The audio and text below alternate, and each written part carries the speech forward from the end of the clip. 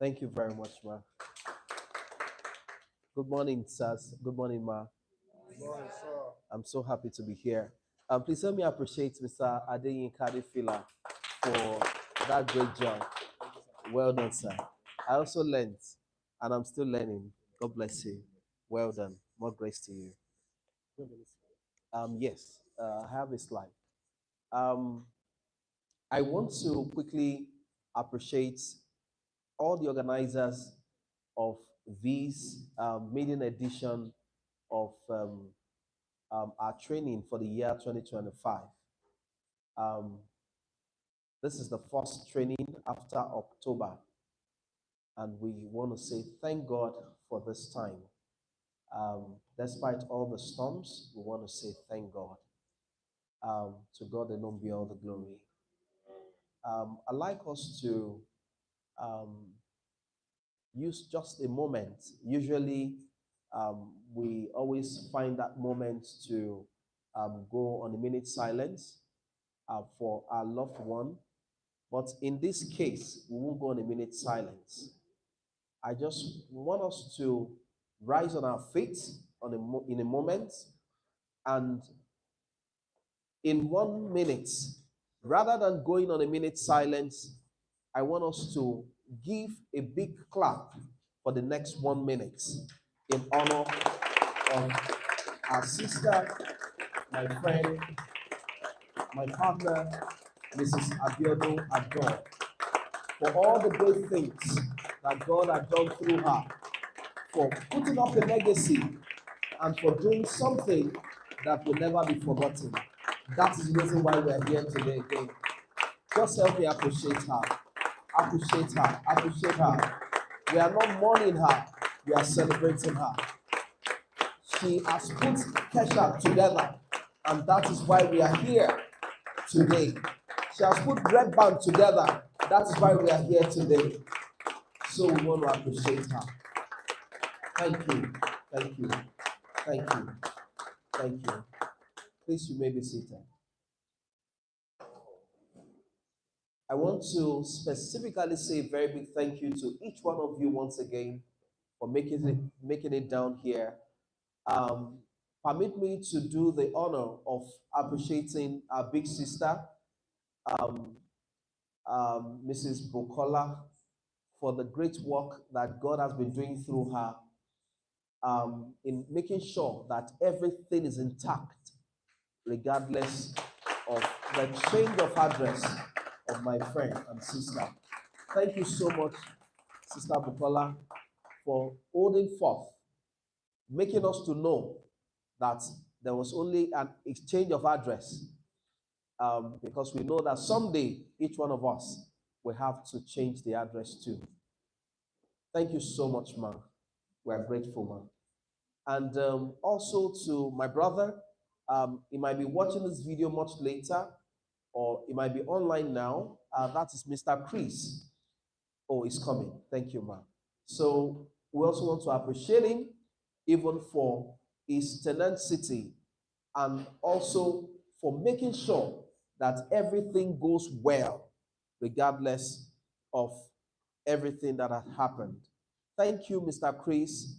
Thank you for holding forth. Thank you for your encouragement. We should be encouraging you, but it turned out to be encouraging us. Thank you so much. God bless you. In Jesus Christ's name. Our prayer is that the Lord will give each one of us long life, even to see many more years, in Jesus Christ's name.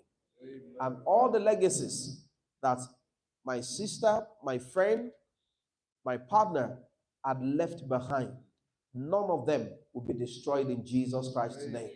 Mr. Chris just walked in right now. Please help me appreciate him. You're welcome, sir. You're welcome, sir. Having said that, I want to specifically appreciate you again, because if everyone does their part and you decide that you don't want to be involved, we will not be doing this.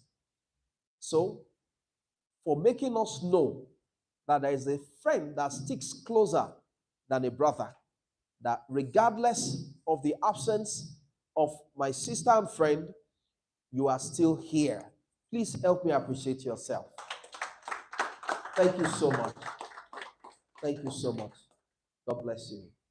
I want to look at a topic you have given me today um, on sustainable real estate. And I didn't come here alone. I came with my team members. Some of them are here with me. My EA is here. My PA is here. My pilot is here. And quite a number of people are here.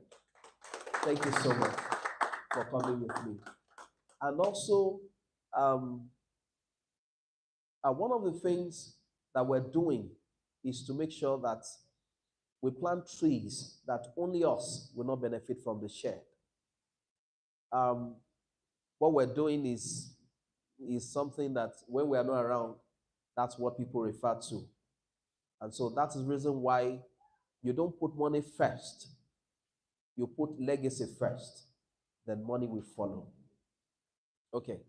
I must not go to my slides without appreciating the staff and the management of Kesha Properties.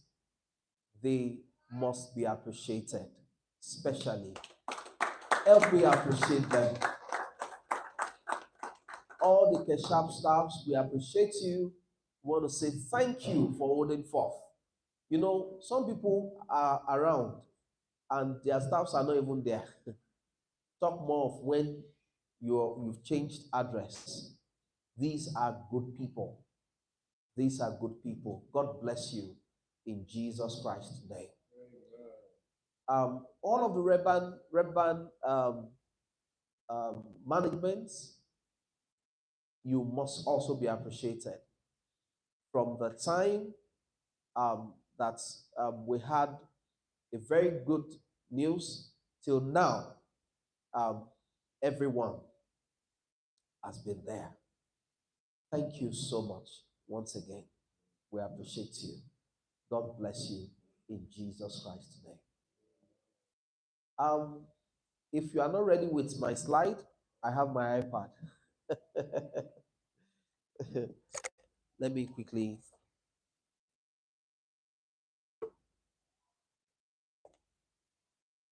Mr. Adefila, my guy. Okay.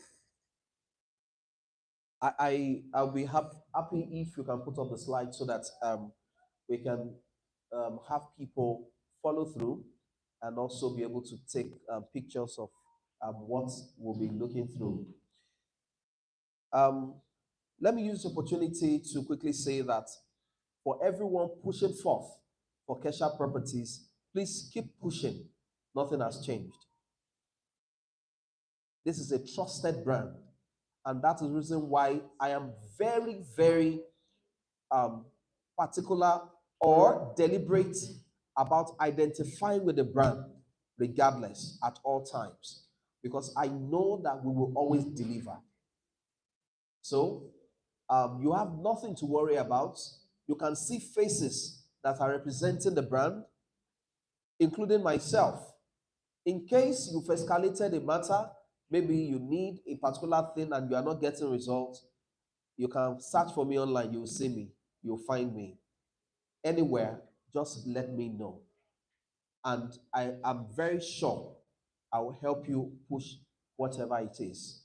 But help me appreciate the management team once again, because we've not had any case whatsoever. All the people were owing one thing or the other, or maybe there was a delay after the incident. Everybody are now happy people. They've gotten their allocations. And if you have anybody who still have anything that they need to get, please let us know on time. You have people that want to, buy new projects, new properties. Please go ahead, talk to them, and you can be sure of 100% maximum delivery by the grace of God. Thank you very much once again for pushing the brand, Kesha Properties. All right. Sustainability in real estate. Sustainability in real estate. So what comes to mind when you talk about sustainability in real estate? what exactly comes to mind? I want us to break it down because this is a class that we will be able to talk about. I saw game changers. Game changers, thank you for changing the game. Barrister Messi, God bless you, ma. God bless you. You're welcome, ma. And the entire team will welcome you. Um, I can see also Mr. Anslem. Thank you so much, sir. God bless you. I appreciate you. And I can see my Oga madam over there, Madam Yakubo. I appreciate you so much, ma. And in case I didn't mention your name, it's not because I don't want to mention, but because I've forgotten your name. But I appreciate you. I can see faces I know well. Thank you for being here.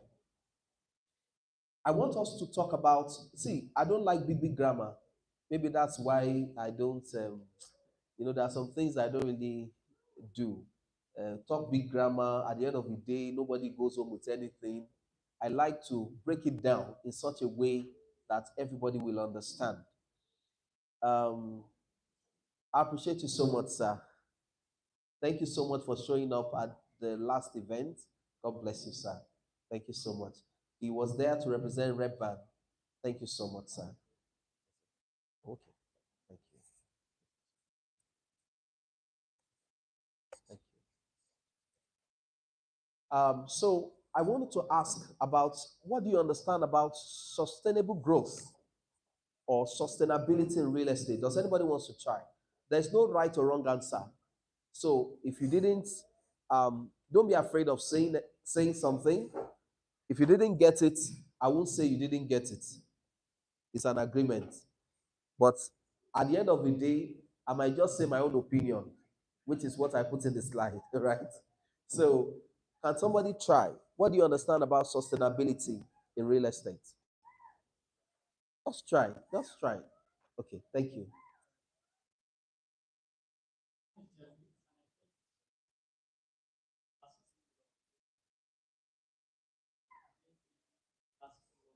Okay,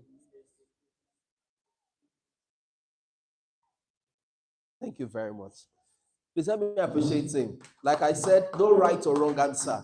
Just help me appreciate him. Somebody wants to try. Okay. Okay. Help me appreciate him, please. You are right, sir. Also, you want to try? Okay. Please help me give one.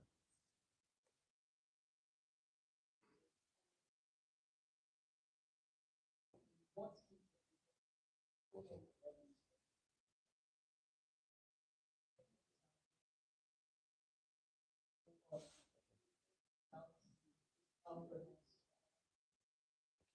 Thank you very much. Everybody appreciate that, please. He wants to say something. Just want to say my opinion is remaining relevant while wow. Everybody appreciate him also. Somebody else wants to try. Say something new. Sustainability in real estate. Okay. I think it's the use of environmental friendly material. Thank you. Everybody appreciate him also. Is also right. Okay. Um, let's look at it. Whichever way you look at it, everybody was right. When I say sustainability as a word, you got it? That when you talk about sustainable, okay, sustainability, that is doing something sustainable, that there's continuity, right? Now, when you talk about sustainability in real estate, doing something that will continue in real estate. Okay, so when you talk about sustainable growth, that is doing something that is that you can keep up with and it will still be growing as you keep up with it. Now, we want to look at because if the use of a thing is not known, abuse is inevitable. So if you don't understand the real topic why we are here. That's why everybody has made, an effort to understand what we want to talk about. Now, in summary, what we want to talk about is sustainable growth and keeping abreast in real estate investment in 2025. Meaning, what are those things that you should be looking at doing in the year 2025 in the world of real estate? What are those things that you should look at going into, whether as a developer or as a realtor? What are those things that you should be looking at selling in the year 2025? And those things must be sustainable things. Sustainable things. Now, you will understand more as we go further in this class. Now, sustainability in real estate is the practice of designing, building, and operating properties in a way that minimizes environmental impact. Now, it involves using environmentally friendly materials, technology, and design techniques.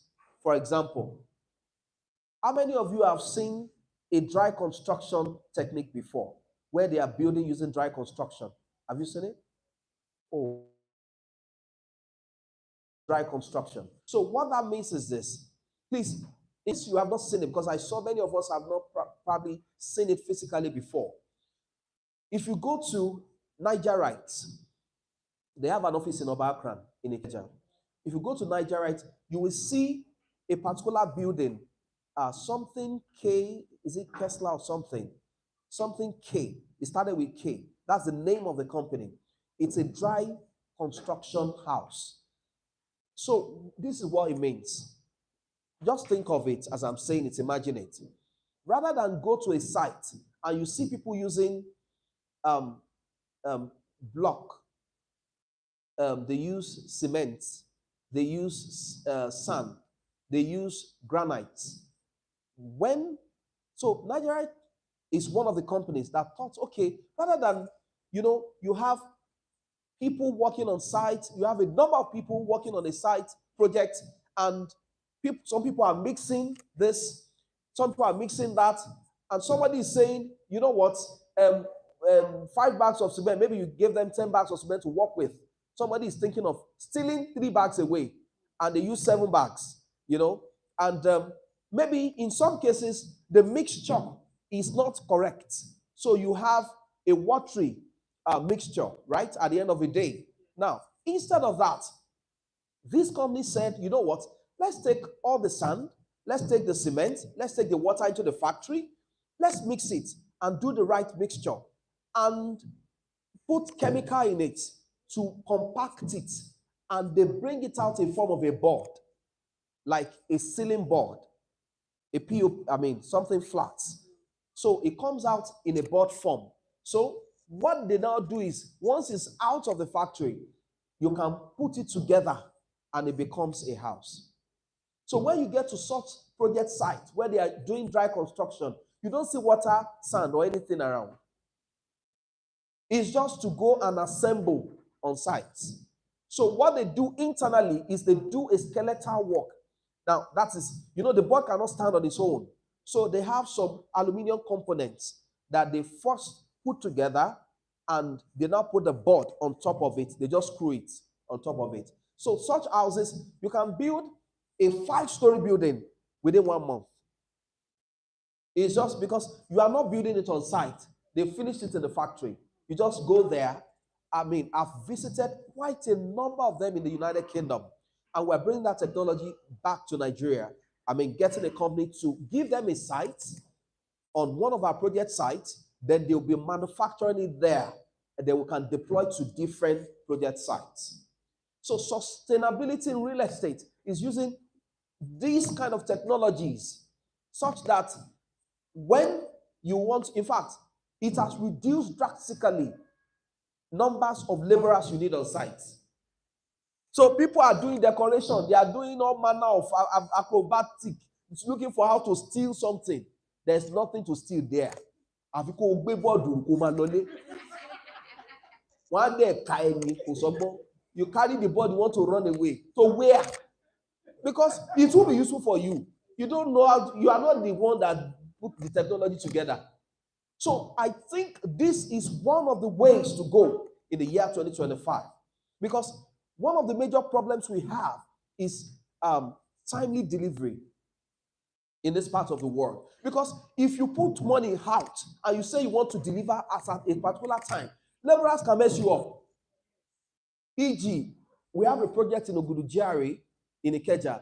Now, because by 6 p.m., everybody is expected to leave the site. They don't allow site workers to stay on site. And because of that, when those guys, when they go home and they are expected to resume work by 7 or 8 max in the morning, some of them strolling around past 9. And when it comes and it says he can't find vehicle, you will beat him. No, now. If you don't want them to go home, you provide a place where they will sleep. And they didn't allow them to sleep for security reasons within the estates. All right. So we have to, some of them who truly want to work, we have to take them and put them on another project site in Ikeja GRA where they could allow people to sleep overnight. Because regardless of all the money that you have on ground, laborers can mess you up. So, but when you go into sustainable development, that is, one of it is dry construction. You don't wait for them anymore. You just have a few number of people. I'll give you an example. There's a factory. Many of us may have heard about them before. They are the ones that produces Biggie drink. Biggie, they do Biggie Gala, Biggie, and they do Biggie Cola too. Now, before now, they've been losing so much money to issue of thefts and all manner. Of course, you have people who are working in a beer or whatever brewery and all of that. Many of them, they drink to stupor before they leave office. Now, imagine people working in a beverage company like Biggie Cola, where they drink and they still take home. And you don't have control over many of those things. So over the years, the founder of the company sat down with the MD. The MD is a new guy, is the son of the founder. And they looked at it. What can we do? And so they built the first robots producing plants in the whole of Nigeria. Now, as at that time it was built, it was about 2 billion worth. It's built in Ososa in Ogun State here. And so the first thing that was eliminated was waste, because it is robot that is doing the work from the beginning to the end. And so you may not need more than 5 workers per time.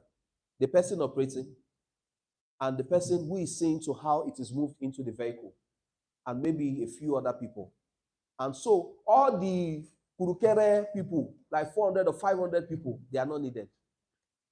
And so at that time, that was when the company could scale up, not profit now, scale up into looking at producing other variants. If you look at it, Biggie Cola has more than 10 variants.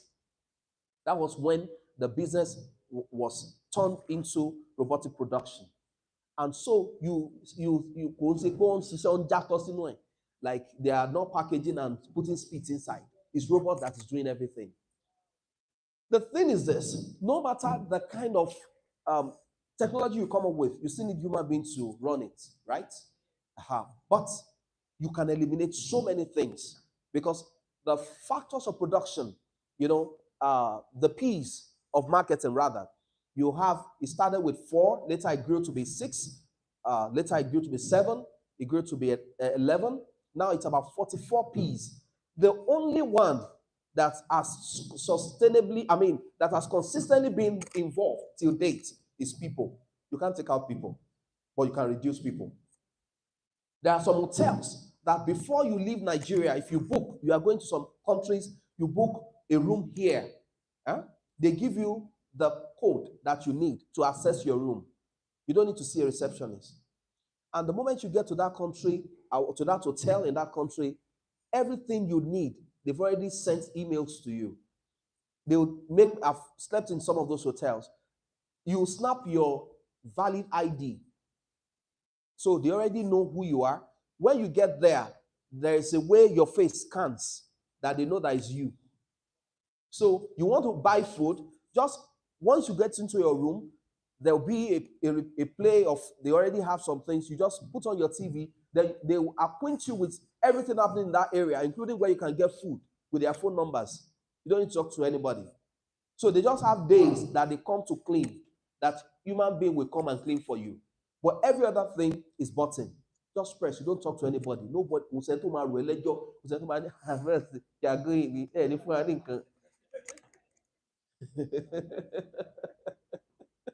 We have too much in Nigeria. When I'm going out, I have to put good money in the pocket, simply because one is allowed. Because if they greet you like 3 times, if they greet you 3 times, check yourself. You understand what I'm saying? So, in sustainable real estate practice, dry construction must be looked into. Then, when you see inverter or solar use, that way is sustainable. Then, that is talking about green buildings. You won't hear the sound of generator, and a lot of things are happening there. I don't know if you've seen and driven electric cars or electric solar cars. You won't see smoke. You won't see any fume, but the car is working with AC. All you just need to do is to charge overnight. How many of you have entered Tesla? The Lord will change your story in Jesus' name. It's very sweet. If you enter Tesla, like, when you enter a G-Wagon, it's normal for it to make noise. But when you enter a Tesla, you come down from a Tesla, to enter G-Wagon will be like they are punishing you, because the sound will be too much for you.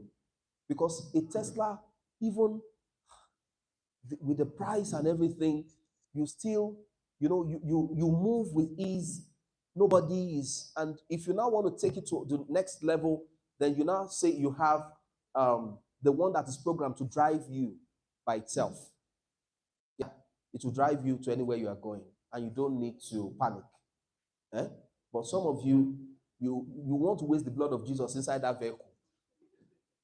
Any small thing, blood of Jesus. Don't worry, you won't die.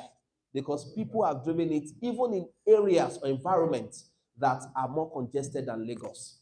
They use it in New York, and that's more congested than Lagos. They use it also in China. It's more congested than Lagos. That's Hong Kong also. All right. So, please, my slide. What's going on? Oh, okay. Thank you.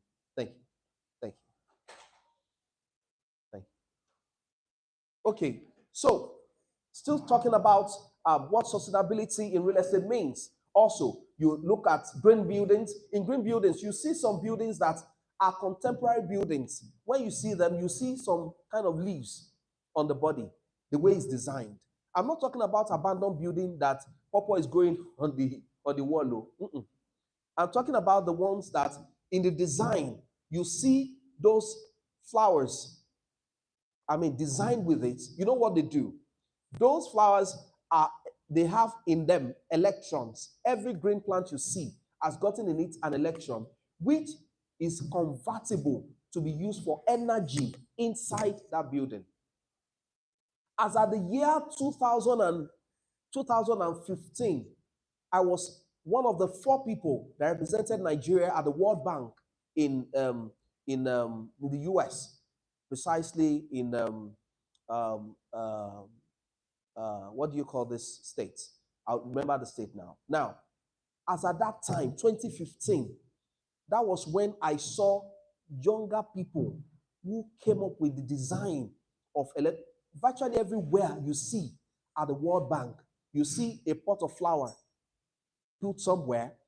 You see people sitting around the flower from the flower. So they are not talking about, so I'll be very sincere with you. I got lost. When I say I got lost, I mean, I didn't understand what was going on in that place until like the 2nd or 3rd day. You don't understand. While we are still queuing for fuel in Nigeria, and people are fighting at the filling station, and they are throwing different things against each other. Now, you are going to a country where people are technologically driven, and they're already using electron to charge phone. Electron is when you cut a tree, The water that comes out of it, that's electron. It can be converted for energy. It means that all the bush that you see, right and left, Lagos to Ibadan, we are wasting electricity. But our people who are leading us, they actually go to some of these countries and they see that this thing can actually work. But if they make it work, how will somebody change the figure?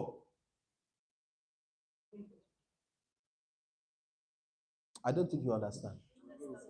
Yeah. If national grid does not spoil, how will somebody's life be better? All that they need to do for national grid to spoil is to remove one screw and to break down. Yeah. I've had a guy many years ago that was saying that when he was working in one of the where they produce fuel, that is where they refine fuel, refineries, when they want to heat, they can just go and remove one or two screws and everything will go down. Yeah. And so when they ask them to go and repair it, they'll mention what didn't spoil and they make requisition for it. And once money is released, that's their own. They just go and put the screw they remove back. Nigeria is wonderful, but will get better in Jesus' name. So you talk about solar powered equipment, electron from trees and the likes. And do you know something? We have some guys in some parts of Nigeria who have used tree to generate electricity, who have used water, that is dam, to generate electricity, and so on and so forth, even at the local level, close to their houses, and they are still using it. At some point, the days of Newsline, Frank Olize, they will bring out those kind of people, but you don't hear about them again. You see guys who will come up with inventions, planes that are flying, small one. It means that the same thing they put in there can be used for the bigger ones. But what happened to those guys? What are we saying? All these things fall under sustainability, real estate practice, things that can be done that as an alternative to what you and I know, that will not contribute. Now imagine everyone in Lekki using a solar-powered electric cars. The truth is this: you will never hear any sound and there will be no pollution. Because all the pollution, when it sums us together, causes cancer at the end of the day. Yes.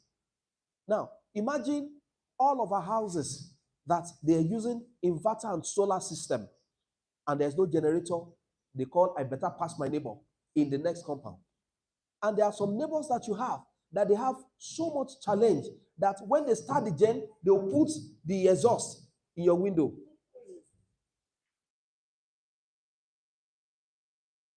Just to look for trouble. Okay, what are the principles of sustainable real estate? 1, energy efficiency. Using energy efficient designs and systems. I already explained all of that. 2, water conservation. Conserving water through efficient systems and practice. Do you know that when you stay in a house in the United Kingdom, the water at the tap, you can actually drink that water? Are you aware that when you go into the toilet to urinate, when you urinate and you poo there, it goes somewhere to the central sewage system and it is being refined. It comes back and comes out from your tap, and that's what you are drinking again. That's sustainable real estate. Nothing is waste. Where in the small estate where I stay on the mainland, it's the same thing we do there. Yes, yes. And it has been sustainable for about 9 years. I've stayed there. There's nobody bringing one truck to come and pack sheets. All the sheets that goes into the sewage system is being treated 24 hours. It's rolling. We have an engine there that is rolling it 24 hours. And it's separating water from the waste. And the water is going elsewhere, being processed. And we have a 7-stage refining system before it comes out from the tap. And all of the waste, the people there, at some point, within 3 days, it turns into manure that can be used somewhere else for planting. The only thing you see them packing out is only sand. at the right time. So it's sustainable real estate. Waste reduction, minimizing waste through design and practices. Sustainable materials, using non-toxic and renewable materials. Indoor air quality, ensuring good indoor air quality. Durability, designing building to be durable. And sustainable transportation, promoting sustainable transportation options, just like what we said now. Even when you see trains that are electric powered, is sustainable real estate practice. Right. Let's move. So, sustainable growth in real estate. Now, in 2025, the real estate sector will focus on sustainability, technology, and shifting buyer preferences. Take note, realtors, developers. There will be moderate price growth following a 21% increase in 2025. I've been following 21 as against 2024. Now, innovations such as AI and blockchain will enhance transparency and decision making, meaning maybe in the days of physical inspection, somebody, your prospect is abroad, you can now do a virtual inspection, right? And some people can actually go online to be able to search for you online and be able to see which particular area you're talking about online. So AI will help in making this happen. Now, Tier 2 and Tier 3 cities. Tier 2. Who knows what Tier 2 and 3 cities means? Tier 1, we have Tier 1, we have Tier 2 and 3. Now, let me tell you Tier 2 and 3. Tier 2 and 3 cities, they are smaller cities with good infrastructure and a strong cost advantage. They are closer to Tier 1 cities. So give me an example of a Tier 1 and a Tier 2 and 3. I put it here now. Tier 2 and 3. Tier 1 is Tier 1. You all got it. Tier 1 is Lagos, generally speaking. It's a Tier 1 place. So, but Tier 2, they are closer to the Tier 1, but they are smaller cities, like the Mowe of Fathers, the Shimawa. They will become places that people want to stay. So all the Ikoyis, all the Lekki Phase 1, all the Ikeja GRAs at that time will now become places that, is old money that is living there. All the new monies will now be living in the new towns that are being developed now, like the Epes, like the Shimawas, the Kobakpes, the Muwe of Fada. You will be shocked that in the next couple of years, they'll be building high rises in those places.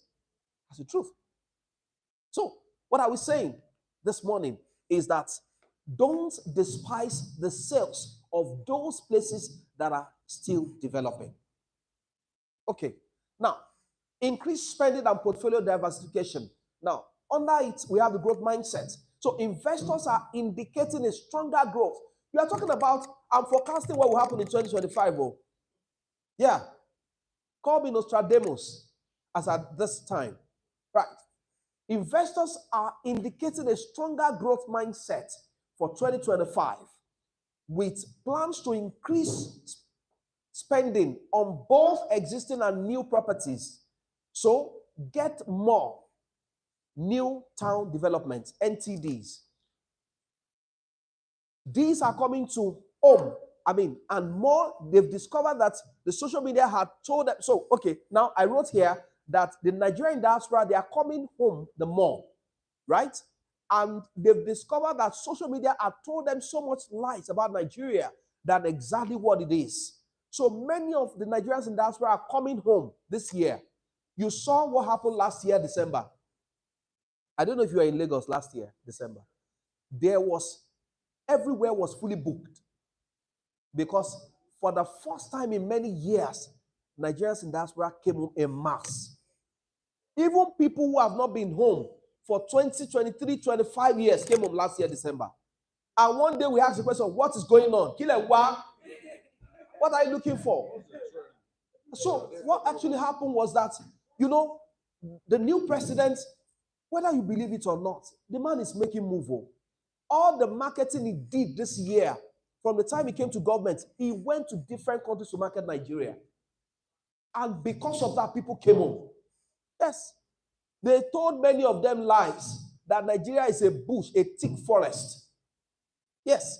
And the only thing they see online is the one they are believing. And they are see, I said one day, I said, many of our bloggers, they should carry them and lock them in prison because of the bad image they are giving this country. Because they don't report good things. They talk about the bad ones. Are you aware that it's a Nigerian girl that won the World Global Mathematics competition that was celebrated? She defeated somebody from India, defeated somebody from China, defeated somebody from America, and she won it.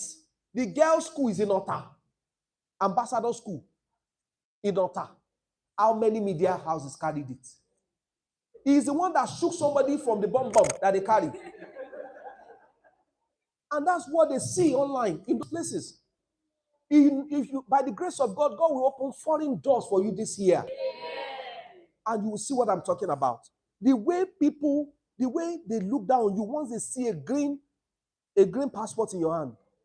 Once, if you have a flight coming from Nigeria and lands in any country, you will see the way the immigration people will sit properly because they have come. What did they? You will see them, they will build up a defense. Yes, people who were sleeping before, they wake up, their eyes will be shining. That, why are you here this time?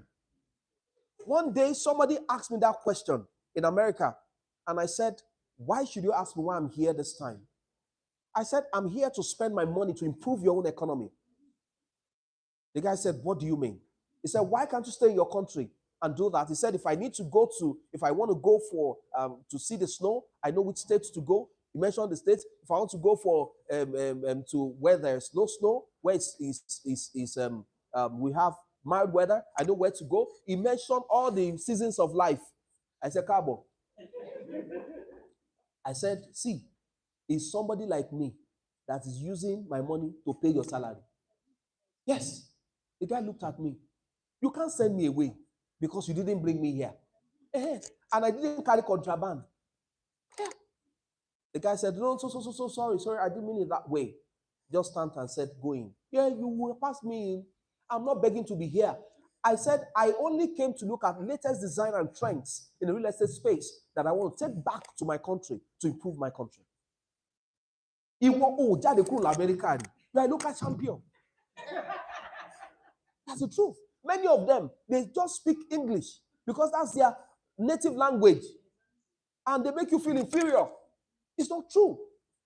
I was in Orlando, Florida some years back, and there was a lady that we got talking, we became friends. I met her in a store. And she came to my hotel. And after so much discussion and all of that, and so it was time for her to go, I said, so what time are you going so I can see you off? And she looked at me. Do you know what she said? She said, so you won't sleep with me? I said,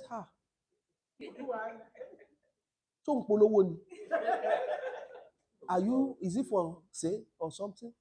He said, this is the first time I'm meeting an African that is talking sense to me.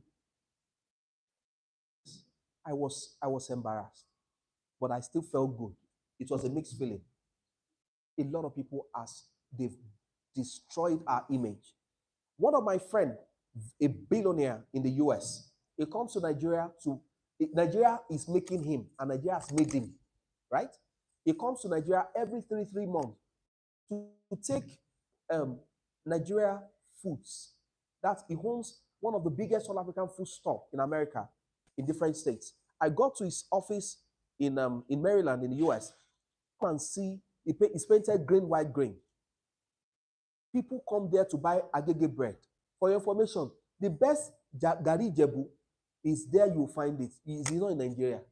Because even the people who are doing Gari Jebu, they are looking for foreign exchange. So they sell to people who pay them in dollars. So it's the remaining one they bring to Lagos that you call Gari Ikan. Gari Ikan is a lie. It's not sour. The sour one is abroad. They've taken it there. Are you aware? We're working on a project at the moment that we started the discussion in the UK and we brought it back to Nigeria at the moment. It's to receive some Middle East farmers in Nigeria. They are looking for a large expanse of land to start farming here. Do you know the crops of it? When they harvest, they have a large jet that they will use to move. They won't take it to the market at all. They will harvest and move. They won't move with sheep. They will move with plane. That is to cure or combat the issue of hunger in their countries. So when this man, that my friend that owns the All African Food Store, is an Igbo man, it comes from how long? I mean, how often does it come? Once every 3 months. He will stock 40-feet container with different food items. He has steady customers who gather these things for him in the Ido market in Oyingbo. He can buy food items more than 100 million naira that he will take to. So once they are done, in fact, there was a time I was telling him, I said, "Oh, God, you don't hold now. Raise somebody that will be doing all these things to be coming to Nigeria." He said, Pastor Nee, then go kill me. So he comes home every three months. So why am I saying this? So he now came to Nigeria with his family member one particular year, almost all of them, all the children with the wife. And so one of them was the one that caught my attention because he was wearing, these boots these caterpillar boots. There's Timberland, thank you. He was wearing a Timberland and a jean. So I was now asking her, I said, come, wearing a Timberland like one rugged Timberland. So I had to say. They said, they lied to them in their school that Africa is where monkeys live. And so he prepared to come to the bush. And that's why he came with a Timberland.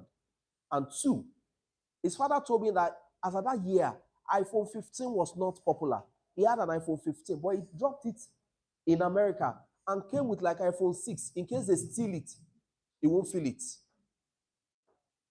And his father said because of the fact that they've told them those lies. So what he did was, when they were coming straight from the airport, they launched at Sheraton straight.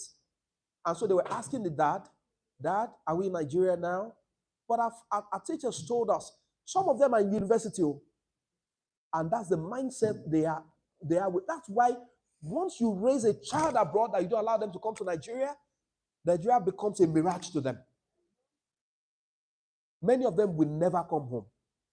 You need to do major spiritual sacrifice on the altar of God before you change their mind to come home because of what they have told them. Because they get them as cheap laborers over there. And so they want them to come home. And so when the man was going to come and visit, he told them he wants them to meet his friend. So they came to our estate and we had a stroll around. And so he was telling them, this is my friend. He doesn't live abroad. He lives here. You can see he lives here. You met his family. With my children, my wife, we had a stroll together. And I told them, I said, please, I want to encourage you guys to be coming home regularly. They said, Uncle, we're so amazed at what we saw in Nigeria that our teachers told lies to us. They lied to us. So that's what has been told to them. But Nigerians in diaspora, is your right. There's a lot to do. So, as you plan this year, target to sell more to diasporans.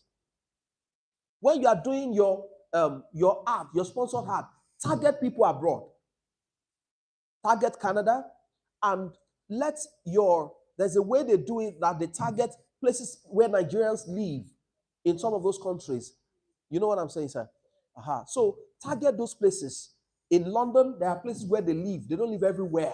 There are areas that you have predominantly white people. There are areas you have Nigerians living there. In the US, Nigerians don't live in all the states. There are some states that are very cold. You won't find Nigerians there.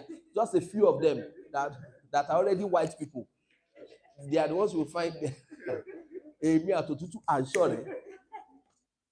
You understand what I'm saying? So these are things to look out for. So Nigerians in diaspora are coming no more. Our company was involved at Ikpada Carnival last year, November, December. I don't know if you heard about Ikpada Carnival. It started December 1st. It was flagged off by the president at Lakampine Tropicana here in Ibejuleki. The chairman of the company had gone to canvass to Nigerians across the world to come home, that people who they've told lies to about like what I'm saying. And many of them, so he has planned the program 2 years ahead. So people have been given enough notice. So they all came home. Since November last year, La Campagne Tropicana and all the hotels around the Bejuleki were filled up. I was there. We had a stand there because he told me, he said, for giving me all the encouragement and being part of this, I want your company to have a stand there. So we got a stand there. Come and see Nigerians who have not been home for 13 years. In fact, there is one of them who just came home 7 months ago, who just discovered his roots as a Nigerian. He has been lost for many years. They gave him chieftaincy title in Ife. We were at an event. He forgot his staff of office in the place. They said, Mr. Lagbaja, come and you forgot your staff of office. He said, I'm so sorry, I'm not used to it. What am I saying? Nigerians in diasporas are coming home. We're talking, he has bought acres of land in like places that people don't want to go. Yeah, he wants to call. I told him, so why are you doing this? He said he wants to resell to his friends and go back to tell them that Nigeria is not what they told us. So there's a big market in the diaspora space. That's why I'm saying this. So the growth mindset, when you're talking about portfolio that was in 2025, many of them will come home. Many of them will come home. Also, portfolio diversification. Investors are diversifying their investments in various real estate classes and industries. They are seeking a sense of relief during market uncertainties, e.g., they are diversifying into farming. Because of the crisis that, every country is facing when it comes to food. So many countries are embracing farming now. As a company, by His grace, we're going into farming. We're doing farm estate this year, and we're also doing, crop and livestock farming this year. You know why? It's because there's hunger in the land. So you will have to target selling many farm estates this year because people want to farm. Those are some of the things that you must lay to heart as developers and as realtors, what you must sell this year. Also, it will amaze you to know what I wrote here. As companies are diversifying their portfolio, what did I write here? Cemetery. That's real estate. Many people are not paying attention to it. It's the same land that we used to build house, that they used to do cemetery. It's a part of real estate. Are you aware that a slot for to bury somebody is more expensive than a plot of land in some areas? Yes. Yes. The general space in Aton Cemetery in Yaba, as of 2 years ago, was around 3.54 million per slot, and they give the CFO for the place.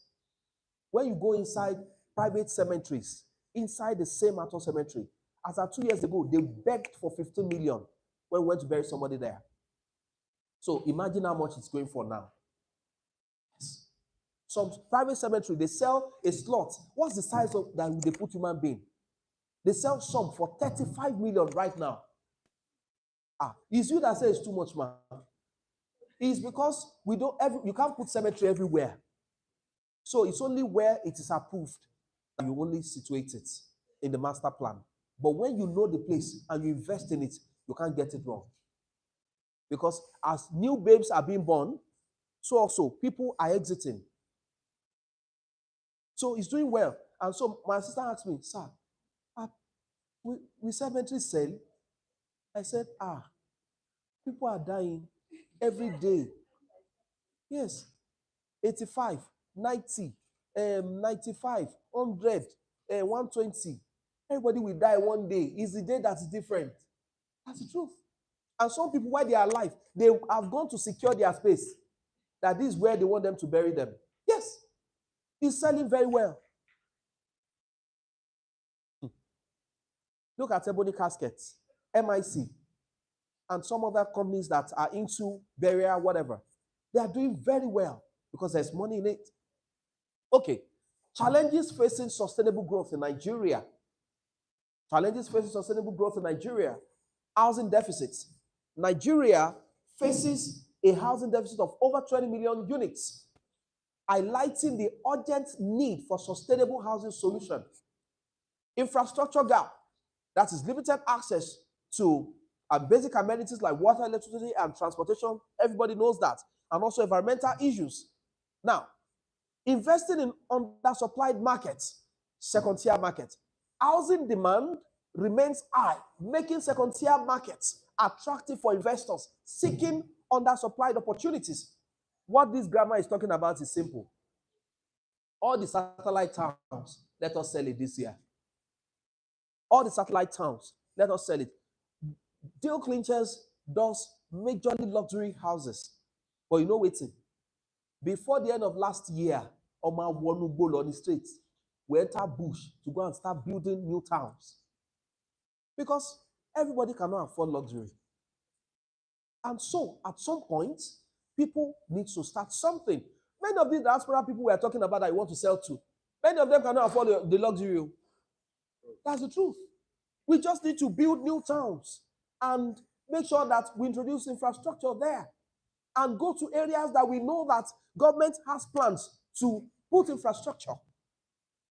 And so when we do that, they'll buy into it.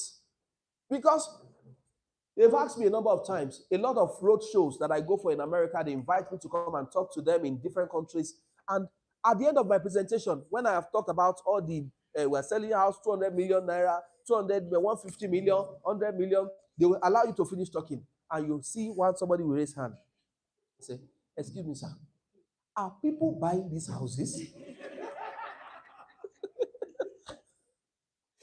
And when you see the body language of what the other people, they say, which I want to ask, are people buying these houses? Because the way you people call million in Nigeria, we always see you online, we see people like that, no, this thing cannot, but you sold one. If now you advertise another one, it means that you have sold one before. It means people, why are people buying it? They will ask you those questions. But the truth is this.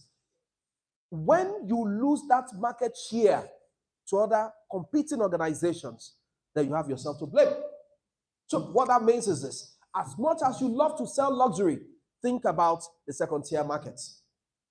And that is what a lot of Nigerians in diaspora will do. I met a guy in London, and the guys, the moment I saw him, I saw our mark on his face. Even though it looks like Oimbo, but I saw our mark on his face, and that mark is not accident. It's your parent that put it on your face, so you can't speak grammar for me. So he came to fix the heating system in my apartment, and so he was speaking grammar all the while, all along. I didn't speak English to him. I said, "When are you coming home in Yoruba?" He said,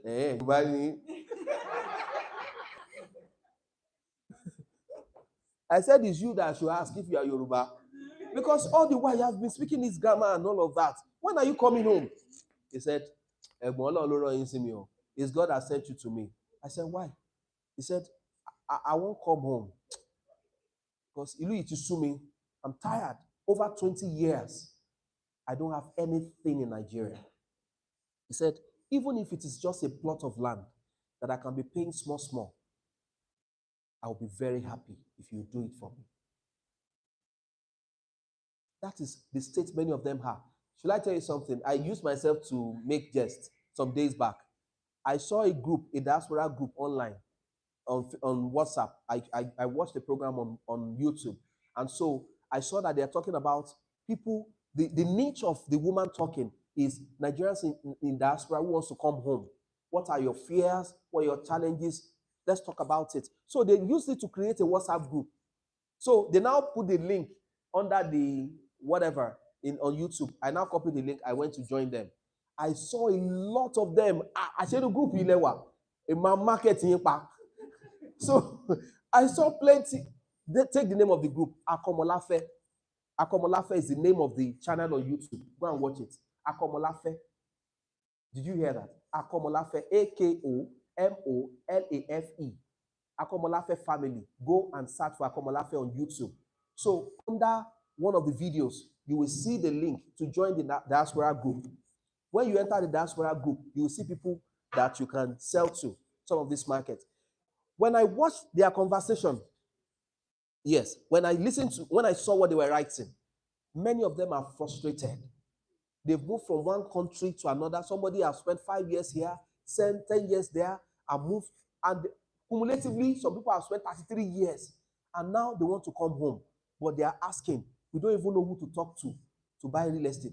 I would now read that kind of message and keep quietly. And so that's what I started answering them on the group. I didn't know that I was planting the order because I don't know what the rule of the group is. I started answering them. I was happy. Under 48 hours, they removed me. They said I was selling markets. Kini tambe. Will I just keep quiet? I can't keep quiet now. It's only in community. I will enter your community group.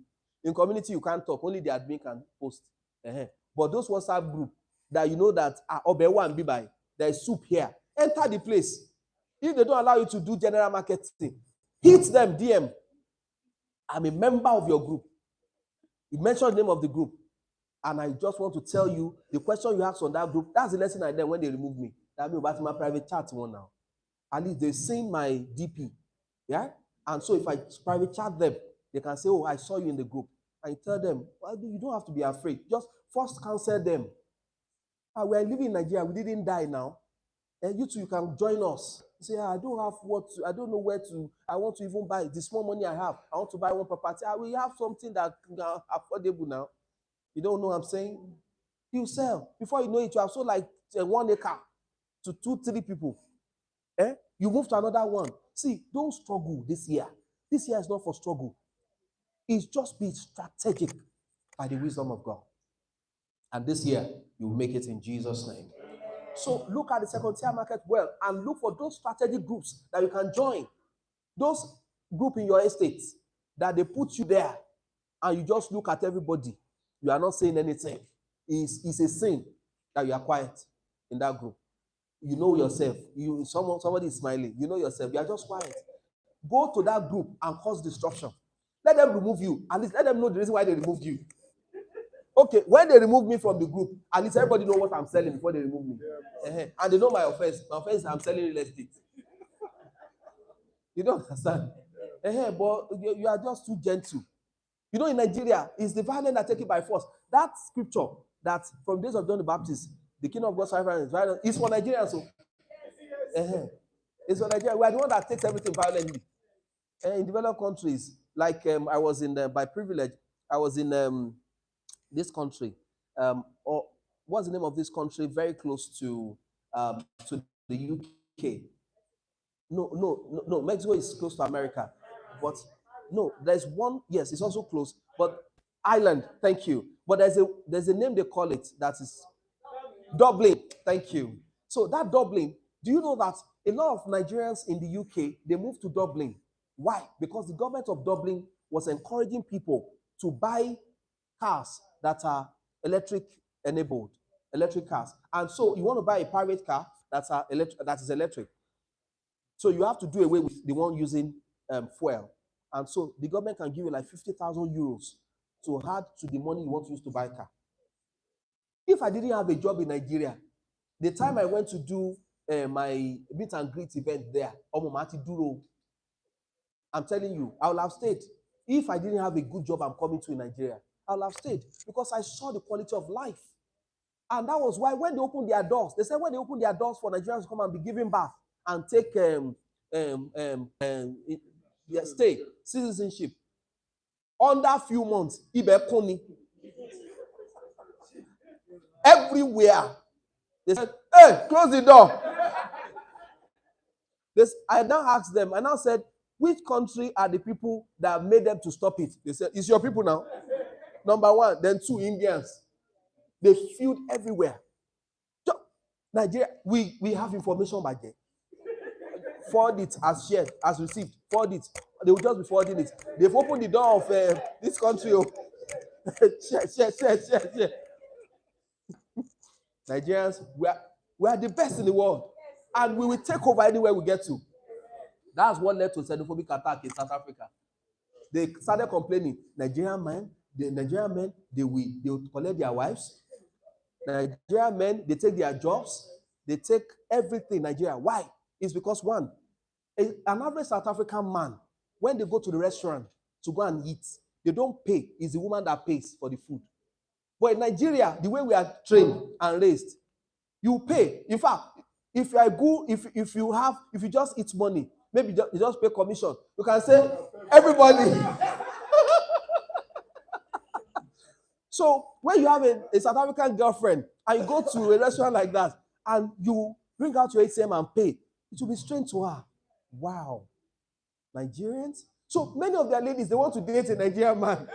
So all the Nigerian South African men, they came together to gang up and say, no, all these people, they must leave our country. It became Nigeria must go. And two, when we get a job in South Africa, we put our best. Anywhere in the world, agree with me. Nigerians can do 3 jobs, 4 jobs in a day. We are very strong. And we can adjust to any situation. And so because of that, an employer in South Africa will rather employ 5 Nigerians before they employ 1 South African. And the last part that is worse is that Nigerian men, they are stronger in bed. And because of that, South African men were not getting female. These are the things that cause xenophobic attack. I'm summarizing it. They said Nigerian men, those were the things they counted that our offense. They said a South African man is Indomie noodle. And so they said Nigerian men, they said, where do they get the strength from? Somebody who have been drinking gari, who have eaten fufu, who eats cola nuts, who drink palm wine, and strong. And so you see a South African woman cheating with a Nigerian man. And they said, these Nigerian people, oh yeah, Luwon butter. That was what led to xenophobic attacks. So everywhere, not just in South Africa, everywhere Nigerians get to, they must take the lead. And so, to that end, you see that to a very large extent, Nigerians take over everywhere they go to. And so, this year is a year that many of them want to do something at home. They want to do something at home, however small it is. So, market them to like Key Heaven properties. The price is something within their budgets. They will buy it. Talk more to them. And if you want to do the best, if you can start making effort to apply for visa, right?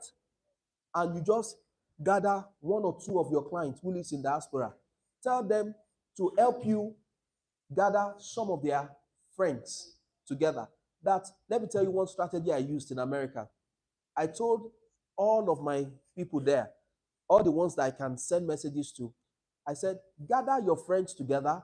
Let me come and talk to them on this trip. All the sales that I make under you, you get the commission. They said, am I the one that are they the one that we talk? No, don't say anything. Just invite them.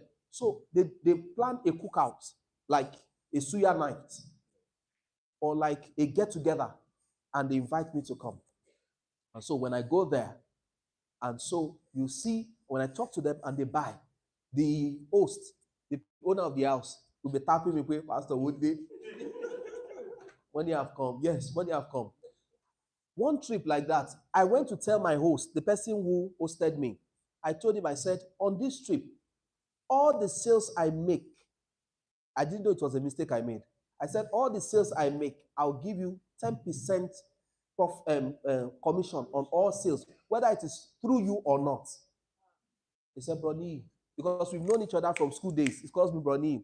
Brony, are you joking or you are serious? I said, have I joked that with you before? He said, Brony, which day are you going back? I told him in 1 month's time, I came to sweep the streets of America. He said, Brony, is noted. The following day, like 7 a.m., am I not supposed to sleep? Brony, it's 7 a.m. I've gotten an appointment for you. Don't sleep too much. I tell you, on that trip to the glory of God, I came back with 2 cars I didn't plan for, that people used for initial deposits. Those who didn't have cash at that time that I was talking to them about properties, they used their cars for initial deposit. So Then that was the time I knew the model. I understood the model of some of our Igbo brothers who bring container and you see electronics inside, non-tested. So when they've deposited those 2 cars, he now told me, said, Brony, will you take the cars to Nigeria empty? I said, empty care. What should I put inside? He said, follow me. So he just took me to his balcony. He said, see all those fridge at the back of those backyard and those microwave. They want to throw them away. I said, what happened to them? They said, they are just tired of it. They didn't spoil. I said, so who will come and pack it? He said, the Igbo guys now, they'll just go and rent a container. They will be moving around the backyard of people with ease. When you come and carry, they will say, thank you for taking it away.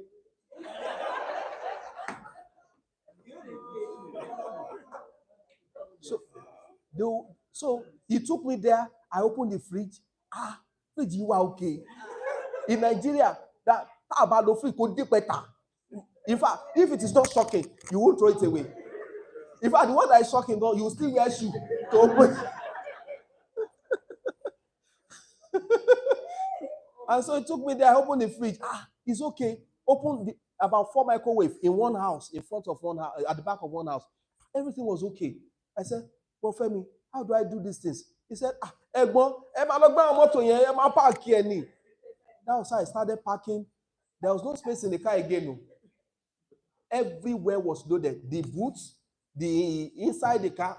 The only place I didn't put load is in the engine because there was no space. If there was, in fact, some people were begging me that all the furnitures they didn't use again in their house, because they can buy these things with credit card and pay over years. So all their furnitures that very beautiful, sexy, nothing has happened to them. They just got tired of it. Maybe after 1 year. And how many people is looking for them? They don't receive guests except for holidays, right? They said, please, is there still space in the car so that I can be taking it to Nigeria? Ladies and gentlemen, that's how our Igbo brothers bring container. They didn't buy any of those things. The only thing they paid for is the container and the clearing. And so they tell you, don't test it. Don't surprise me. I didn't test it when I carried it.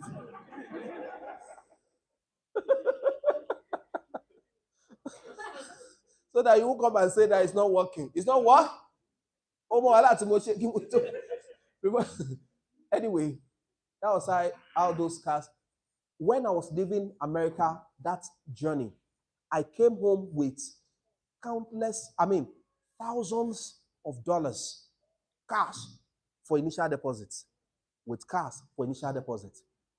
That was converted. We converted it. And when I was leaving, my friend that was taking me around, remember my PA, my emergency PA in America, collected his commission on all those sales. One of the churches that invited me to America to come and talk to their members. To the glory of God, the pastor, that was where I was anointed as the #1 bishop of real estate in Africa. That was in Indianapolis. And as I was talking like this, it was not a prepared speech. The pastor just came from the back, the general overseer of the church. It's a big church, African church. He just poured a jar of oil on me. And he said, what you just said now, go and preach it around the world. That is, I was saying that a lot of Nigerians work so hard, a lot of us work so hard, and they have veils covering their faces that they can't point to what they do with money. He said, that's why God has raised me as the bishop, #1 bishop of real estate in Africa, to remove the veils covering their faces so they can see what they do with money. And the man stood up. I didn't know when he stood up.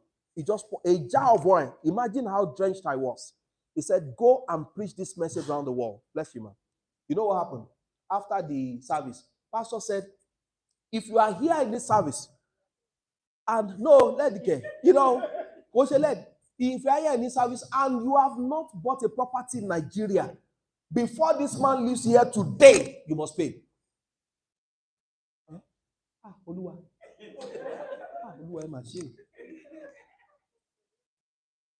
Do you know? He was not expecting anything. No. That was how God laid this in his heart. And members of the church, they lined up with their cash. And they were, how many forms did I go there with? It was over. When I now understood Luke chapter 7, verse 1, when Jesus came to the scene and told Simon Peter, release your net. And he had a neck-breaking encounter that only he could not carry. He had to beckon on his friends. I got a PA there to help me pack the money. They were paying. Some of them went home to go and bring cash that they have been saving to come and pay initial deposit. And so that supermarket is sweet. Just build your character to the person that can be trusted. The woman who introduced me to the general overseer of the church, I also met her in America. And when I got there, I saw that our firstborn is my schoolmate, where I had my first degree.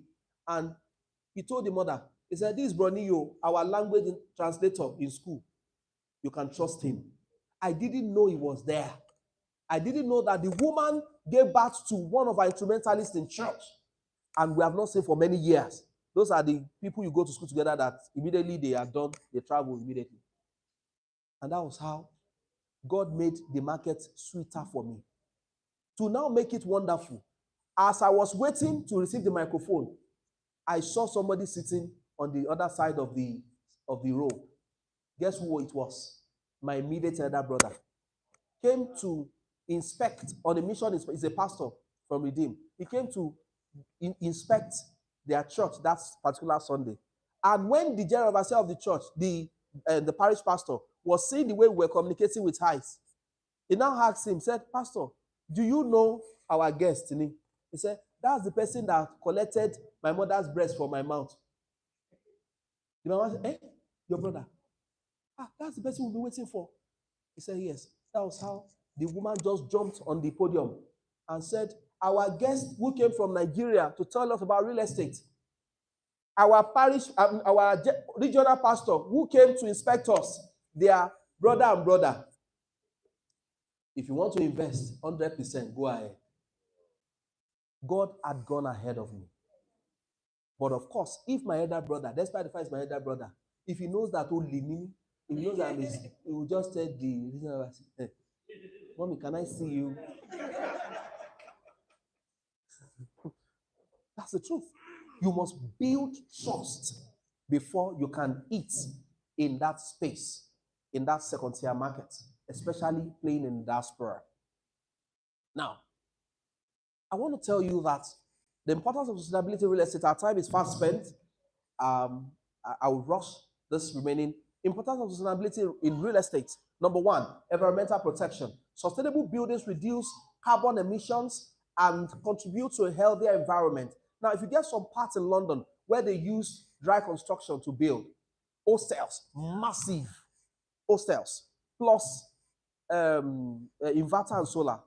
There are some people, they are not connected to the national grid. From day one, they use inverter and solar. So whatever you are talking is not their business. They are fine. 2, economic benefits. Now, sustainability in real estate helps for economic benefits. So investment in sustainable real estate yields higher returns, attracting investors and driving economic growth.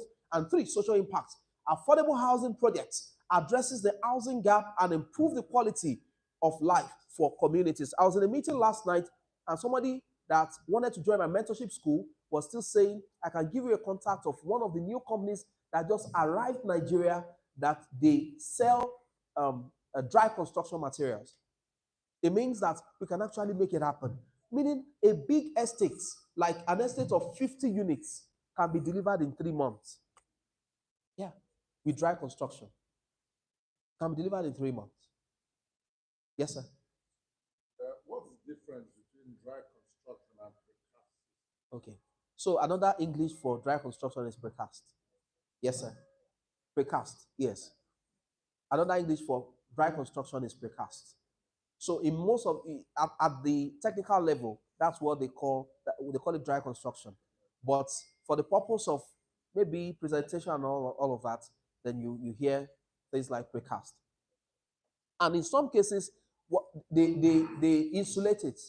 When they are building it, you have the wall outside, which is those boards. They put it outside.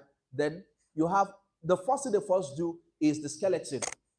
They first do the skeleton, and then they start attaching the board from the back, then put it in the front. Before they put the front, that's the internal one, they put foam inside. They are not just ordinary foam. They stuff it with some is yes, chemical foam, insulated material, such that when there is heat, when there is sun, it can't penetrate. When you are inside a prefabricated house or a dry construction house, you don't feel it, even if there is no AC. Yes, ma'am. So that is the way to go in 2025. And already there are some estates in Lagos here that are done with this technology. Yeah. So strategies for sustainable growth in 2025, green building standards, public-private partnerships, and smart city initiatives. What that means is this: the green building standard I explained to you, that is going the extra mile to introduce greens in building technologies. And that can suffice for national grid supply of electricity. We have people who do it in Nigeria. And those who would just put solar system there. Then public-private partnership, collaboration between government and private entities can fund large-scale housing projects. And 3, smart city initiatives. So you leverage technology for urban planning and management, creating sustainable and efficient cities. Now, so let me stop here for now.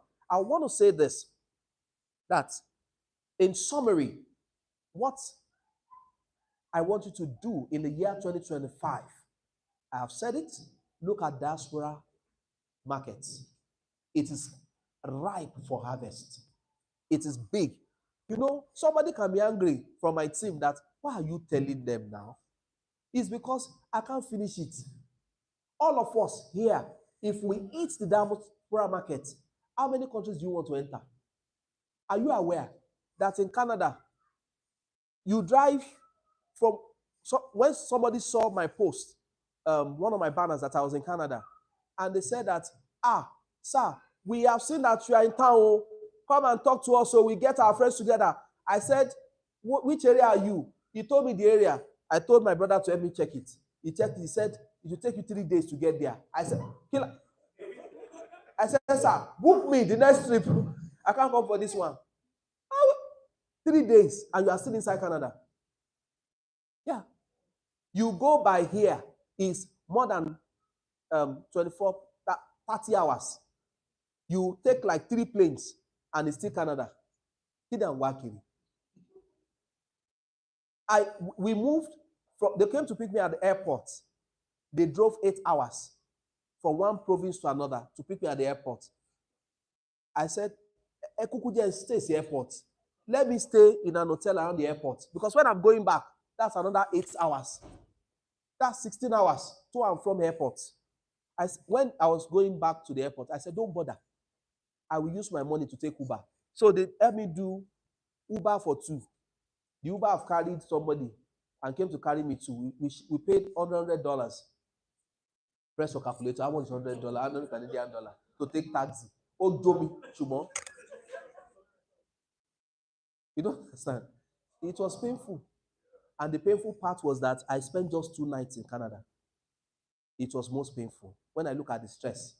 So when next I'm going to Canada now, I have to plan it like 3 weeks.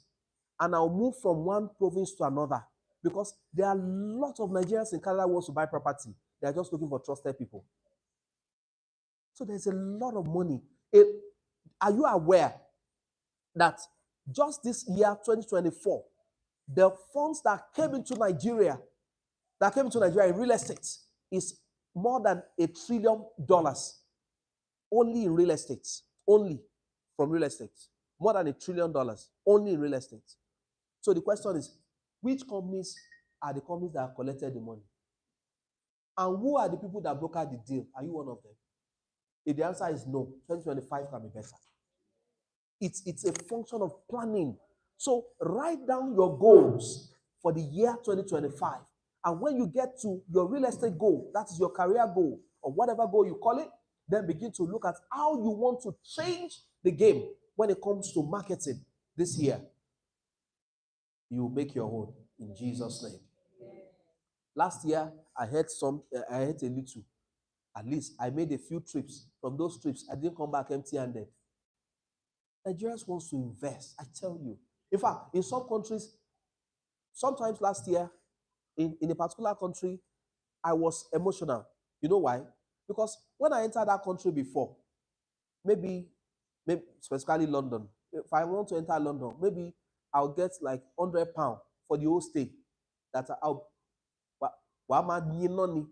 they took me to £1 store that time that I can buy something of £1. You see shoe of £1, you see slippers of £1, you see jacket of £1. It's just that the life of jackets is not the same. Sorry, coat of £1. It's not jacket, sorry. Because there's a difference between jackets and coats. You see coat of £1, you see the slippers of £1. But in the same country over time, by the grace of God, through this real estate and knowing where to go, I now became somebody that people wants to pay cash. It now became a problem. I now sat down in my hotel one day. Okay, we've collected this money. I just said, just pay, don't worry, I'll solve the problem. The problem be my headache. And they'll pay cash. And you know we are selling luxury property. And they'll pay cash. Now, I'll now sit down with the money. Lord, teach me what to do with this money. Because you can't take more than 9,900 from the airport. More than 9,900 pounds. Once it clocked 10,000, you will declare where you saw the money from and who gave you the money. Yeah, because they are not even expected to even have cash in the first place.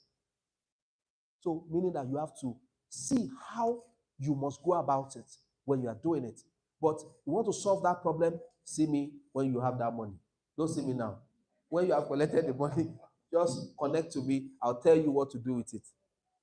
Amen? And two is that another thing I also learned from many of those trips is that, see, you are not too young to make money and to apply for visa. All you just need to do first is make some sales by the help of God and let the commission pass through your accounts so that you can use it to build your account before you apply for visa. If your balance in your account that have ever gone through your account is not more than 1 million naira, don't apply yet. You need to fund it regularly. Let the company be paying special properties, paying you commission from time to time. By the time they net the money that have passed through your account, maybe you have about 10 million, 5 million, even 6 million, depending on the country you're applying to. If it has gone through your account, then they know that you can't run away. And let me tell you a country that you go, that if you apply for America, when you come back from that country, they will give you on time. Israel. But somebody will say, what am I going to do in Israel? Nigerians are in Israel. Plenty of them. I sold a lot of property in Israel. If it had to be Jesus, Benny. Yes, I sold a lot of properties in Israel. Nigerians are there. Tell me which country we don't have Nigerians. Yes, we have Nigerians everywhere. So there are some countries that you strategically apply for when you have their visas. If you don't want to go to some other countries, it will be easier to give you. Because they believe that if you go to those countries and you come back, then you can't run away in their own country. You understand what I'm saying? Somebody went to Rwanda. He didn't come back. He stayed in Rwanda. He got stranded there. And I'll say, of all countries in the world, he started me, was now looking for transport back to Nigeria. I said, of all countries in the world, Rwanda, the world, you have spoiled your record. You've gotten stranded there. Your visa has expired. Everything has expired there in Rwanda. You are now thinking of coming back to Nigeria. You get to Nigeria, don't want to apply for another country. No, the records are on the system. Yeah. Ori, Finland, you didn't go. You saw Belgium, you didn't go. Ori, Canada, you didn't go. Owalo, Rwanda.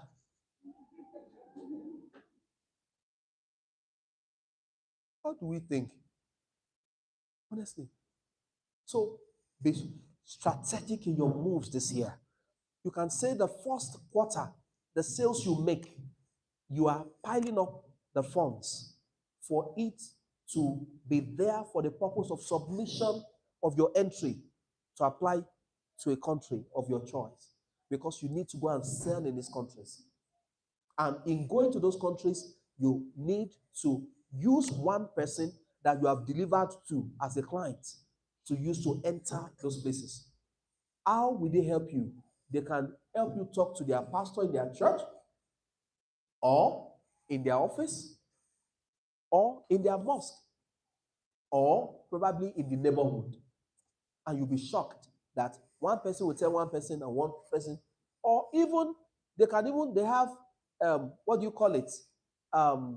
Nigerians in diaspora community. Thank you, ma'am. I'm in one of the community of one of the places I used to go very well in London. When I see them in the group, but please, in doing that also, you must also be able to separate between those who just got there newly. They are not your targets.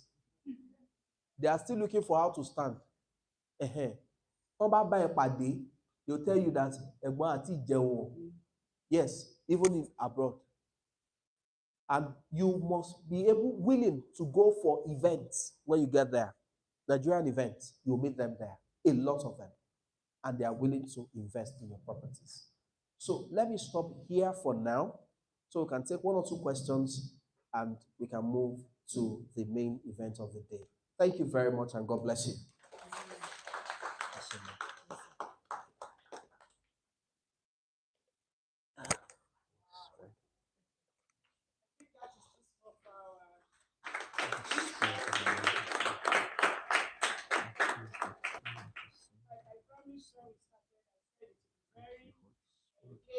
And what?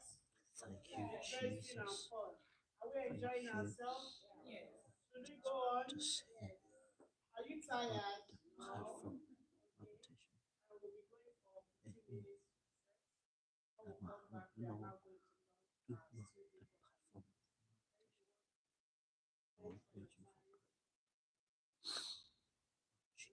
Okay, do we have questions? Want to ask any question from the first speaker to our daddy now? If we have any question, we'll take question for like 5 minutes, then we'll go for it.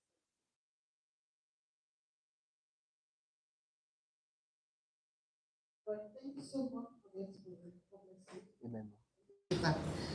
While you were talking, you mentioned something about your mentorship school. I don't know. You want to say something about it? I mean, in case we're interested. No, I didn't mean to sell it, to sell that, but since I will say it.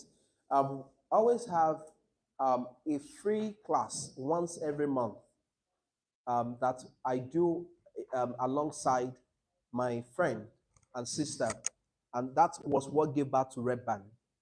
We have it once in a month. That's the free class, just once every month. So we either have it, we always alternate it. My office in Ogudu GRA, then also here, depending on, so that comes up once in a month. But I have a paid mentorship class that's exclusive to some groups of people, majorly people who are in diaspora. Nigerians want to do real estate in Nigeria. Some of them are doing real estate in their countries where they are. So, but that one is about $1,500. As of last year, it was 1,000, but of course, you know that price of fuel has thing. And you know that to talk is engine that is inside too. We're not then label is using fuel inside. So, and I'm not the only one involved. We also have some team of lecturers also that takes us. And the good thing is now that the class has taken another turn this year because our company signed an MOU with Poise Nigeria, Poise School of Finishing. That's a subsidiary to Lagos Business School. So they just introduced the real estate school, and by His grace, I'll be handling the class. And so I'm bringing in facilitators. So we're starting off from February this year. But of course, that does not stop the classes that I've been having before. It's just we're just taking the existing student into the class. We're using the Poise office in Lekki Phase 1. That's at Pinnock Beach, Pinnock Estate. That's where their office is. We're using the place just to give a face to it, right? To put structure to it, and also to be able to have many of their students participate in those classes. Of course, I haven't paid the $1,500. Then, so that's that. However, you can also still talk to me also via my social media handles. For some of us who might be seeing me for the first time, you can see me at Dr. Adeyemi Adeniyi on all my social media platforms. Dr. Adeyemi Adeniyi, Dr. Adeyemi Adeniyi, spelled together in low case. So, and I can answer your questions from there. And if you want, it's not a one-off thing. You can pay instrumentally. There are 12 classes, and we have a curriculum. So, one class per week. So, meaning in a month we have 4 classes, and at the end of the third month, amongst the 12 classes, we also have practical classes. You know how to measure a house. When they talk about measurement, you are marketing somebody 500 square meter land, and the person is saying that it's too small. Is it 100 by 50, 100 by 20, 100 by 50? And you will use your own mouth to say what is not. They told somebody one day, they said, I think, yes, it was my friend was there that day, Mrs. Abdul. She was talking about somebody who, one of the classes we had, they asked somebody, they said, what's the square meter of the sitting room? And the person said, it's between 2 and 5 square meter. And so the person didn't know that is an expert that is talking to, and that one said 2 to 5 square meter. I'm not interested. 2 and 5 square meter is where they are managing space. That's the space they use for toilet, visitors' toilets. That's like 5 square meter. It's small. So some people have marketed themselves. So one day somebody was asking me and said that 500 square meter is too small. I said it's not small. That is 100 by 50. And the person said, 100 by 50. That's when I began to see ignorance on the face of the person. I now put somebody here. I now said, it's very simple. Let's use our leg to count it. Your foot is 1 feet. 1, 2, 3, and we counted 50. And I said somebody should stay there. Then we counted 100 to the back. Somebody should stay there. We counted 50. Then we counted 100. So I said, ma, this is 500 square meter. I said, what they told you? I said, so you can see, it's because you didn't know. So these are some of the practical classes you also be exposed to in the course of some of those paid. The difference between the paid and the free classes is just some sensitive information that we share in the paid classes. Because a lot of people in the paid classes, there are people who want to start their own real estate company, or they want to do an estate. And some of them also, they want to negotiate in order to buy land. I also try to put my team to help them negotiate. I have an idea of what a particular area should go for and what it shouldn't be more than. And by His grace, over time and the experience. And some people have issues with omonile and all of that. By the grace of God, we know 1 or 2 people that God can help us to help. You want to see IG, you will see him there. You want to see Oba of this place, you see them there. They are coming to play tennis in the evening. And when they are inside, no guard. They let down their guard. Join social club now. Join Lagos. Lagos business in Lagos Country Club, then Island Club, Eco Club, Yoruba Tennis Club, Ikoyi Club, Golf Club, Ikeja Golf Club. We also have Ikeja Golf Club. We have different clubs you can join, though it may be expensive, but you will get your money back, I assure you. When I joined the Lagos Lawn Tennis Club, in less than 1 month, they gave me a JV in Ikeja. The person who introduced me to the owner of the land said, don't ask me any question. He's a member of our club. So give it to him, he'll do it. So as a member of the club, they waive so many things for you that for you to be a member, because 4 people must sign for you that they know you as executives of the club. And if they can sign that they know you, then it means that you can't run away. And so I said, ma, so let us go and see one of the projects we have done. The woman said it's not necessary because you're a member of the club. I still insisted. I said, let us just go and see. So we took her to one of the projects and said, wow, you blew my mind. And I am ready to work with you. Even from the time they said it was not necessary to find out about you. So join social club. Thank God for your life. You are in the church, you are in the mosque. is good, but you still need to go out and do extra. Is that extra that gives you extraordinary results? Thank you. Thank you. Thank you very much. You're welcome, sir. I've been interested in resting place business. That's yes. I approached a couple of friends for us to set up a cemetery. You know, people said, how can I go into the business of burying? My wife was the chief antagonist. How can we do business of burying people? But you know, I saw it as a blue ocean business actually. Not many people go there. But my question is, why are people, not going there? Considering that it looks profitable. And I just need something. For people who don't do their business, and I'm still interested. And if you could just give me some encouragement, I'll start again to start to look for people who will just be interested. Because I see the undertakers, and how much money they are making. Those are billionaires. So, but I have been interested in building a cemetery for the simple reason that I like aesthetics.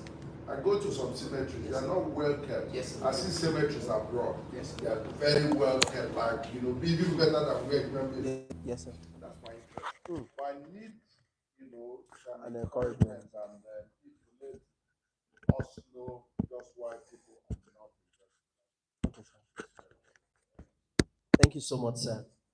I'll just say that the analysis that came to my mind when you were talking is, sometimes when I go to any of the project sites and it's late, I can still be there and I call my wife that, I'm still talking to laborers on site, or maybe I came to inspect what they are doing, I'm still on site.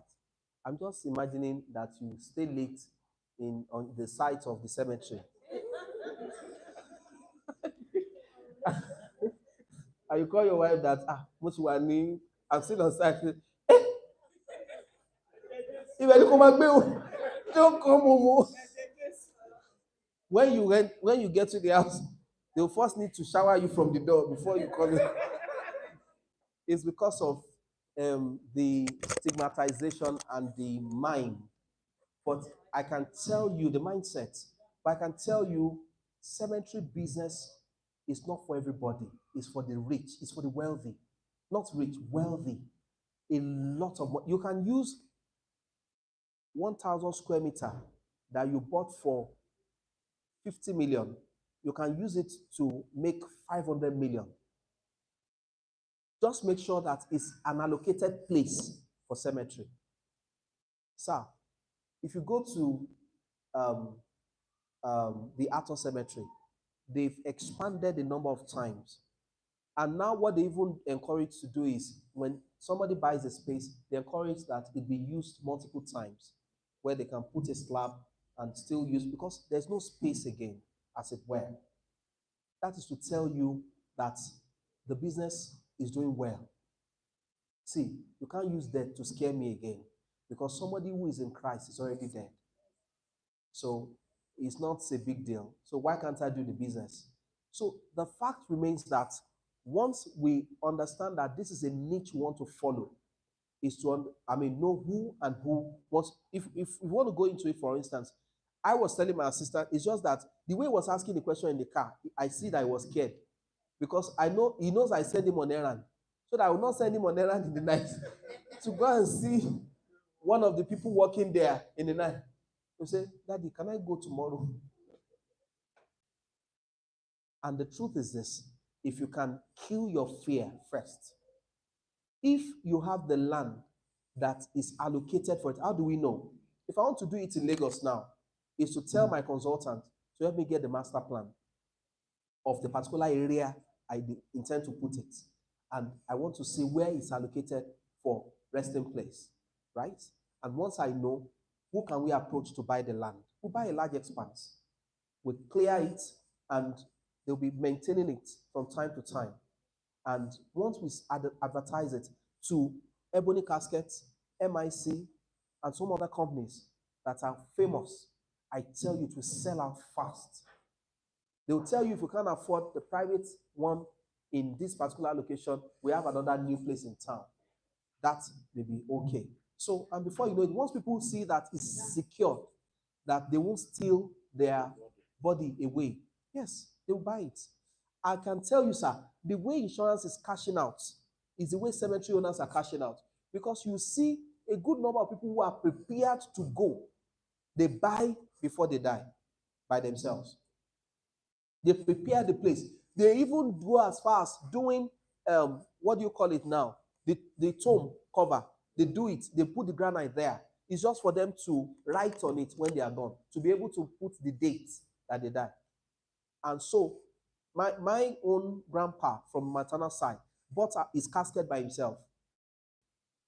He bought his casket. And so, once in a while, my mother told me anyway, that when he's bored, he'll go to where the casket is, go and be cleaning it and polish it.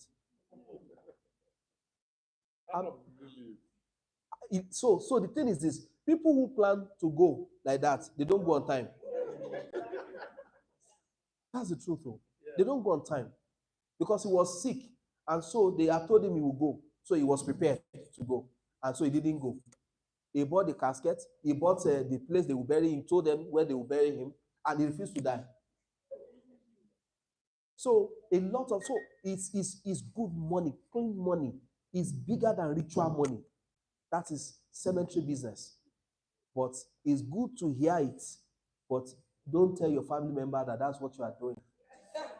Because some of them can disown you from that day. You say it's Bishop Real Estate that told you, but when it's you, but how can he tell you to do cemetery? But that's one of the biggest real estate space that is ignored, untapped. Just a few people are playing there. So, sir, if you are truly interested, we can do it together. Yes, sir. We can do it together. All we just need is information as to the master plan. Where is it that is assigned for it? And then we look for who are the people who owns the land in that area. Then we buy and we develop. We don't even, you know something? When we are doing other developments, you will build so much. But for cemetery, you don't need plenty. What do you want to build? It's just landscape. Do the fencing and put office there in case security house. You don't need plenty. It's just the land. Thank you. Thank you, sir. Okay, how about?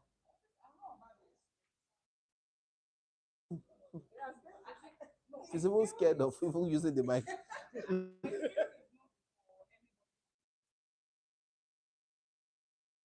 Okay.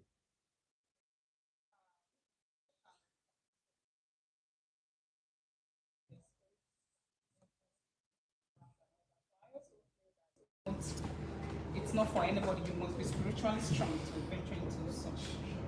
Okay, so you have a point, man. So what will the ghost come and ask me for?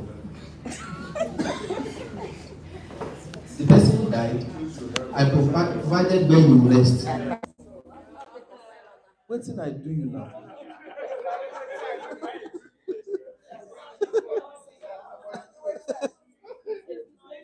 Part of your problem. You don't understand. So the thing is this: it all comes back to the mindset. That's the truth. The death cannot Mm. So the thing is this: the people who are into the business, is it God that told them to go and do it, or is Babalawo that they went to meet that told them that there's money in it? They just saw a problem that was untapped, and they came to solve the problem. Imagine if there was no cemetery and everybody have to bury their dead body in their compound. That means that real estate will not do. Okay, somebody bought a property in Agidingbi, in Ikeja. It was a large property, and so they said they couldn't buy to a particular area because people were buried in the place. People buried their dead body in their compound, and so he said he wants to expand the business to that point. He wants to build the place. Some of you might know the place I'm talking about on Agidingbi in Ikeja. Adas Mall. Adasmall, very close to Fela Shrine. Do you know that when the man wanted to expand, when he was buying the land, everywhere they had dead bodies around the place that they buried, he paid all the families to come and exhume their dead body. He gave them good money. People were removing, whether they went to rebury them or not, I can't tell. But he paid them off. Everybody came to remove their dead body, and he went to build a house for them each, family house, because that place in those days, that area where we have that small, we had those those community houses, those face me and face you. Those are the kind of, and we have a mosque there. He went to build another place for them, took them there, still paid them money to come and remove their dead body, and so they exhumed everywhere, even to a deeper level, to take out all the water of the corpse and all of that, took it away, and in less than a year, other small grew in that place. So all these things that we are honestly, there's money in it. And so the question is this: am I the one running the cemetery? No. You put people to run it. The money they put in the account, the money they put in the account, if you tell me that you need 5 million now, and I transfer the money to your account, will you ask me, is this cemetery money? Even if I give you cash, have you ever thought of it that I told you I do real estate. They call me number one bishop of real estate in Africa. Did you ask me which real estate do you do that you got this money from? Different real estates. If I give you the cash, you can't separate the money that I collected from the place they sold to somebody from the one that money is money. Right? Even the people that did ritual that you didn't know is ritual, they even use your part of you for the ritual. You collected the money and you spent it. They told guy, all the money where this your uncle they give you, we hear say, now your glory they use. He said, Shebi, try. He still give me, I still shop from my glory.